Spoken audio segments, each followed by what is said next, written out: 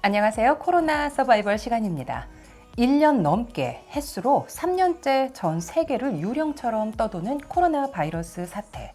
특히 미국에서 살아가는 우리 한인들은 아시안 증오범죄라는 새로운 난관에 봉착한 상태입니다.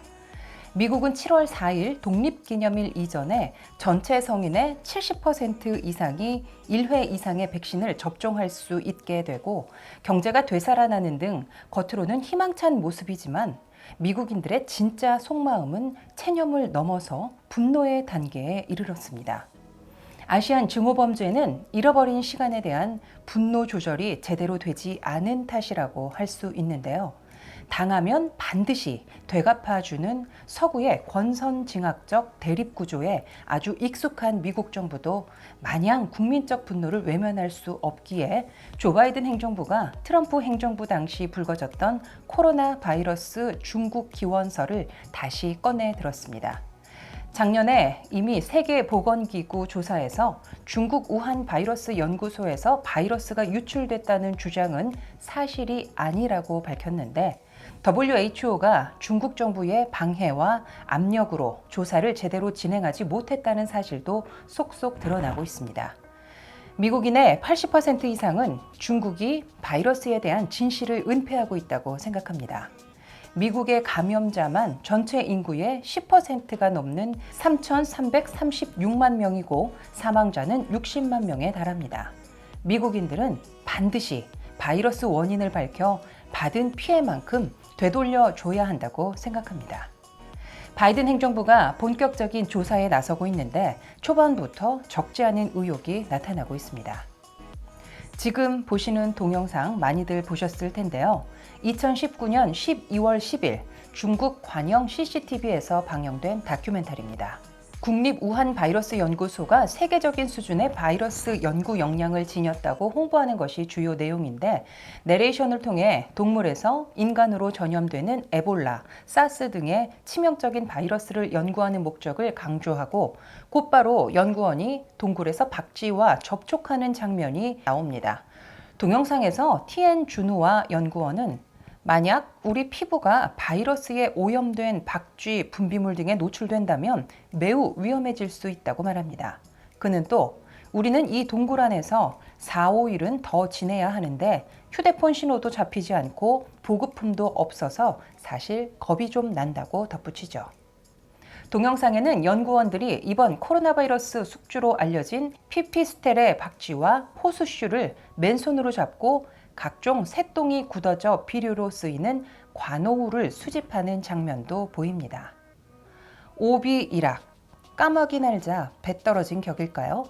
이 다큐멘터리가 방영된 직후 우한 바이러스 연구소 직원 여러 명이 한꺼번에 미스테리한 호흡기 질환으로 병원에 입원을 합니다. 이후 우한 지역에 코비드19, 즉 코로나 바이러스 팬데믹이 시작되죠. 그리고 불과 3개월 사이 미국을 비롯한 전 세계에 코로나 바이러스 락다운 사태를 유발합니다. 연구원들은 애초 박쥐 기원 바이러스 질병과 백신 연구를 위해 동굴 탐사를 떠났던 것으로 알려졌지만 보호 장구를 완전히 갖추지 않은 상태에서 박쥐와 분비물 등을 만지는 모습을 통해 과연 바이러스가 어디에서 온 것인지 의문을 제기하지 않을 수 없습니다.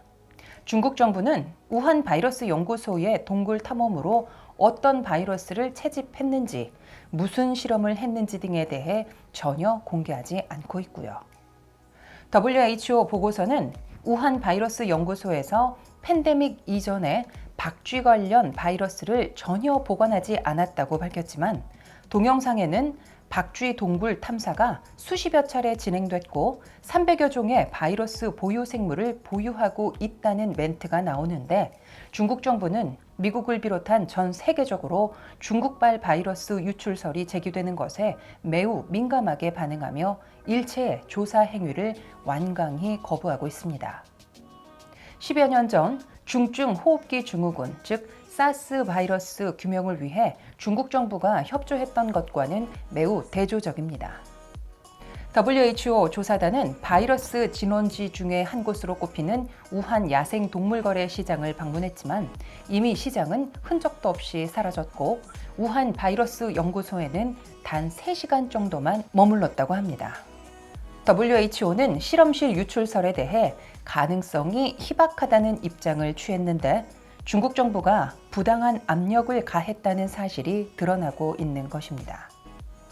중국 바이러스 유출설을 강력하게 주장하는 데이빗 렐먼 스탠포드 대학 교수는 우리는 심지어 중국 정부의 바이러스 기원설을 따지자는 말조차 꺼낼 수 없는 형편이라고 밝혔습니다.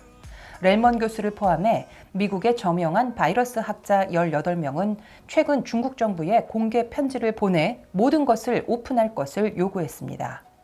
바이러스가 어디서 기원했는지를 파헤치는 것은 비단 중국에 대한 보복성 때문만은 아닙니다. 거의 모든 학자들은 바이러스 기원을 정확히 알아야 바이러스 진화 동선을 파악하고 변종 바이러스에 대응할 수 있다고 말합니다. 에볼라와 사스, 메르스 등도 처음에는 위세를 떨쳤지만 기원을 알고 연구 작업이 뒷받침돼 결국 지금은 기억조차 희미해졌죠. 하지만 코로나 바이러스 기원을 정확히 파악하지 못한다면 코비드23, 코비드29가 계속 출현할 수 있습니다. 바이러스가 어떤 방향성을 지니고 진화하고 있는지 알 길이 없기 때문에 작년 3월의 악몽과 이후 긴 고통의 시간을 또다시 맞이할 수밖에 없다는 것이죠. 미국은 이미 코로나 바이러스 안정기에 접어들었다고 보는 사람들이 많지만 사실 그렇지 않습니다. 조셉 알렌 하버드 대학 교수는 올 가을부터 겨울 다시 한번 대유행이 시작돼 매일 수천 명의 사망자를 낳을 수 있다고 경고하고 있습니다. 코로나 바이러스는 다른 바이러스와 마찬가지로 날이 추워지면 더욱 기승을 부립니다.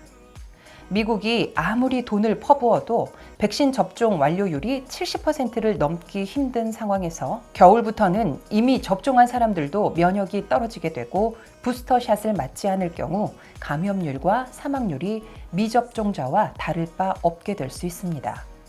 과연 다가올 겨울까지 바이러스 기원을 밝히지 못한다면 그때까지 계속 중국이 꽁꽁 숨기고 있다면 무슨 일이 발생할까요? 지금까지 발생했던 아시안 증오범죄와는 질적으로 다른 한층 더 악랄해진 보복범죄가 자행될지도 모릅니다.